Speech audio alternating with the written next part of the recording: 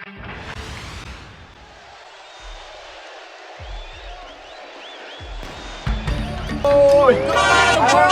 is wanting Barack Obama, and today we're gonna give him to you. So look out, because here he comes, and just hold on. All right, we got on the inside track, the overage ticket. What are you talking about? His shirt, cool. What do you see? When it said religion and government are intertwined, I don't like that. What's going on in America? Obama's going to help the low-income people get a better education. That's our hope. A mess. Let it out, sister. Come on, let it out. We think that Barack Obama will bring it back.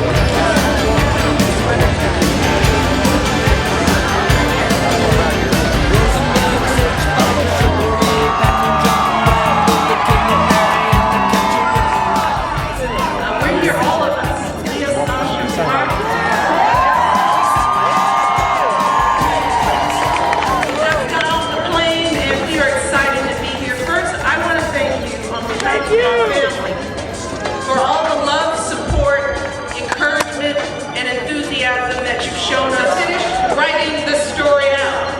And we need each and every one of you to be as passionate. Go Obama! Go Obama! Go Obama!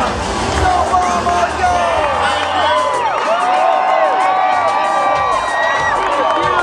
What an unbelievable crowd on an unbelievable day.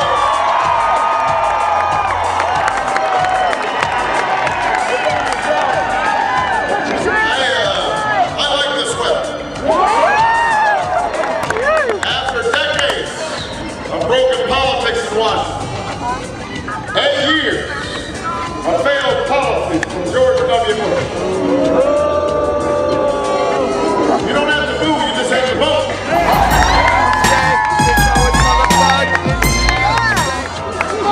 21 months of a campaign that's taken us from the rocky shores of Maine to the sunshine of California. We are bringing fundamental change to the United States of America.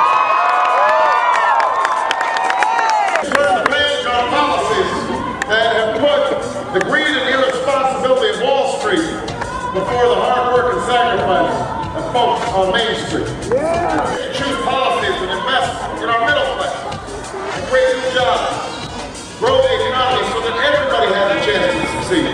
Not just the CEO, the secretary, not just the factory owner, but the men and women on the factory floor. This is a defining moment in history. All of you to give this country the change that we need. No more fear! In the depths of winter, nearly 2 years ago, on the steps of the old state capitol in Springfield, Illinois, where Abraham Lincoln. And back then, we didn't have a lot of money, we didn't have any endorsements. We weren't given much of a chance by the polls and the pundits. We knew how steep our climb would be. But I also knew this. I knew that the size of our challenges had outgrown the smallness of our problems. I was convinced that Democrats and Republicans, Americans of every political stripe, they were hungry for new ideas, new leadership, and a new kind of politics. Go Obama! One that favors common sense over ideology. One that focuses on getting things done. One that values what we have in common instead of what drives us apart. Yes! Most of all, I knew the American people. I knew the American people were decent and generous and willing to work hard. Willing to sacrifice on behalf of future generations. And I was convinced that when we come together, like we're together today, more powerful than the most entrenched lobbyists or the most big political attack or the full force of the status quo in Washington. Nothing can beat the people when they come together.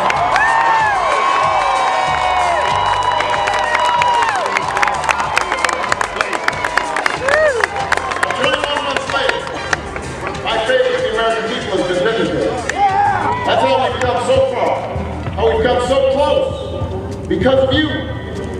That's how we're going to change this country, with your help. And that's why we can't afford to slow down or sit back or let up 1 day, 1 minute, or 1 second. We are in the middle of the worst economic crisis since the Great Depression. 760,000 workers have lost their jobs since the beginning of the year. Businesses and families can't get credit, home values are plummeting, pensions are disappearing. It's harder and harder to make a mortgage, or fill up your gas tank, or just keep the electricity on at the end of the month. At this moment, the last thing we can afford is 4 more years of the tired, old, stale economic period. I'm saying we should give more and more billionaires, more and more money to billionaires and millionaires and big corporations and hope that prosperity trickles down on everybody else. 4 more years where no one in Washington is willing to regulate what happens on Wall Street because lobbyists kill it. And so you end up having bankers, financial institutions running wild and dragging down the rest of the economy in the process. See, those economic theories are what got us into this mess in the first place. They haven't worked. It is time for change. Now, Senator McCain has served this country honorably.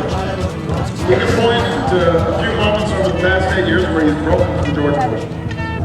But when it comes to the economy, when it comes to the issue that's most important in this election, the plain truth is that John McCain has stood with this president every step of the way.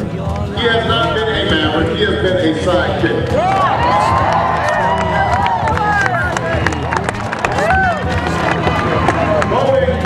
Voting for the Bush tax cuts for the wealthy, that's what George Bush did. It's not changed when he wants to give $200 million to the biggest corporations. $4 billion to the oil company, even though ExxonMobil made record profits again last quarter, broke their own record from the previous quarter and the quarter before that. $300 million to the same Wall Street bank. They got us into this mess. It's not changed when John McCain comes up with a tax plan that doesn't give a penny of relief to more than 100 million middle-class Americans. You know, my daughters play in soccer here today, and they always have trouble. They have trouble every year deciding what they want to be for Halloween. John McCain doesn't have that problem, because he goes out and trick-or-treats as George Bush.